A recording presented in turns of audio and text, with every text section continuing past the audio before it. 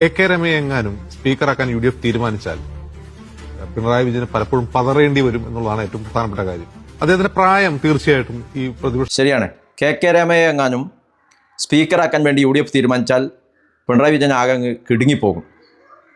എന്ത് വിവരക്കേടാണ് ഇവരൊക്കെ മാധ്യമ ചാനൽ മുറികളിൽ ഇരുന്ന് പറയുന്നത് എന്ന് നമ്മൾ ആലോചിക്കണ്ടേ. ആരാണ് പിണറായി വിജയൻ? പിണറായി വിജയൻ കേരള ചരിത്രത്തിൽ ആദ്യമായി 10 വർഷക്കാലം തുടർച്ചയായി മുഖ്യമന്ത്രിയായിരുന്നതിൻ്റെ ചരിത്രം തൻ്റെ പേരിനോടൊപ്പം എഴുതി ചേർത്താണ് ഇപ്പോൾ പ്രതിപക്ഷ നേതാവായി വരാൻ പോകുന്നത്. നിരവധിയായ ഘട്ടങ്ങളെ അതിജീവിച്ചിട്ടാണ് ഇപ്പോൾ പിണറായി വിജയൻ എന്ന നേതാവ് പരുവപ്പെട്ടിട്ടുള്ളത്.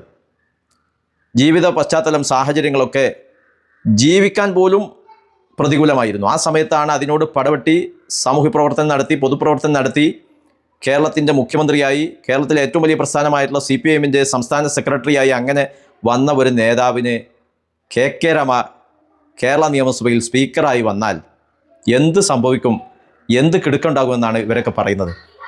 ഏതായാലും UDFന് അല്പം മെച്ചപ്പെട്ട ഒരു വിജയം ഉണ്ടായി എന്ന് വെച്ച് എന്തും പറയാമെന്നുള്ള നിലയിലേക്ക് കേരളത്തിലെ മാധ്യമങ്ങൾ, പ്രത്യേകിച്ച് മൗദൂദി ചാനലായിട്ടുള്ള മീഡിയ വൺ മാറുന്ന ഒരു കാഴ്ച ഇതൊരു കൗതുകം തോന്നിയപ്പോൾ അതൊരു വീഡിയോ ആക്കി ചിത്രീകരിച്ചു എന്ന് മാത്രമാണ് പറയാനുള്ളത്.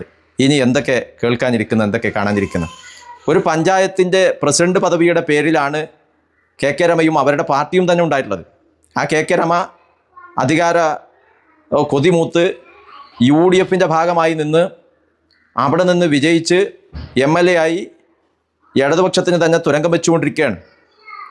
അപ്പോൾ അവരിപ്പോൾ ഒരു സ്പീക്കർ കൂടിയായി വന്നാൽ ഒരു ചുക്കും ഇടതുപക്ഷത്തിന് സംഭവിക്കാനില്ല. ഇത്തരം ചാനൽ ചർച്ചകളിലൊക്കെ മറ്റെന്തെങ്കിലും പ്രാധാന്യമുള്ള വിഷയങ്ങൾ എടുത്തു വെച്ച് ചർച്ച ചെയ്യാൻ പരിശ്രമിക്കുക. അതാണ് മീഡിയ വണ്ണിനോട് പറയാനുള്ളത്. സ്ത്രീകൾക്ക് ഈ മെയ് മാസം 15-ാം തീയതി മുതൽ സമ്പൂർണ്ണമായി സൗജന്യമായി എവിടേക്കും യാത്ര ചെയ്യാൻ കഴിയും എന്ന് പറഞ്ഞിട്ടുണ്ട്. അത് യാഥാർത്ഥ്യമാക്കാൻ കഴിയുമോ? അതിനെക്കുറിച്ചുള്ള പഠനങ്ങൾ തുടങ്ങിയോ? അങ്ങനെ വന്നാൽ KSRTC എന്ന സംവിധാനം നിലനിൽക്കുമോ, അതോ പൂട്ടിപ്പോകുമോ? അതുപോലെ തന്നെ 25 ലക്ഷം രൂപയുടെ ആരോഗ്യ ഇൻഷുറൻസ് നടപ്പിലാക്കാൻ വേണ്ടി പറ്റുമോ? 3000 രൂപ ക്ഷേമ പെൻഷൻ എന്നത് ഇപ്പോൾ നിലവിൽ പിണറായി സർക്കാർ കൊടുത്തുകൊണ്ടിരിക്കുന്ന 2000 കൊടുത്ത് അത് തുടർച്ച ഉണ്ടാക്കി പോകാൻ കഴിയുമോ? മാത്രമല്ല, നൽകിയിട്ടുള്ള വാഗ്ദാനങ്ങളൊക്കെ നടപ്പിലാക്കാൻ എവിടെ നിന്നാണ് പണം?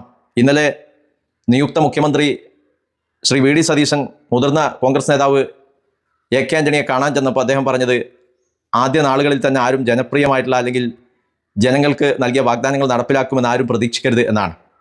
അപ്പോൾ വോട്ട് തട്ടാൻ വേണ്ടി ജനങ്ങൾക്ക് മോഹന വാഗ്ദാനങ്ങൾ നൽകിയ ഒരു ഗവൺമെൻറ്റിനെ കുറിച്ച് ചർച്ച ചെയ്യുന്നതിന് പകരം കെ രമ സ്പീക്കറായി വന്നാൽ പിണറായി വിജയൻ എന്തോ കിടുക്കമുണ്ടാകും എന്നുള്ള ചർച്ചയൊക്കെ നടത്തുന്നത് വളരെ മാനക്കേടാണ്. ഒരു പ്രധാനപ്പെട്ട ചാനലിന് ചേർന്നതല്ല, അല്ലെങ്കിൽ കേരളീയ സമൂഹത്തിന്